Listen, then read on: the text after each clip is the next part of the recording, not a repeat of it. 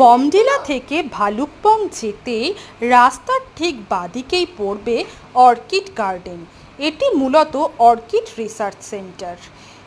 এখানে গাড়ি নিয়ে এলে কার পার্কিংয়ের সুবন্দোবস্ত রয়েছে।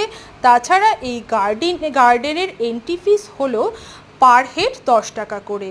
এখানে ঢুকলে দেখতে পাবেন প্রচুর অর্কিডের কালেকশান এবং প্রচুর ক্যাকটাসের কালেকশান, যা দেখলে আপনাদের মন সত্যি ভরে যাবে। এই অর্কিড রিসার্চ সেন্টারটি ওয়েস্ট কামেং ডিস্ট্রিক্টে অবস্থিত এবং 1972 সালে এটি প্রতিষ্ঠিত হয়েছে।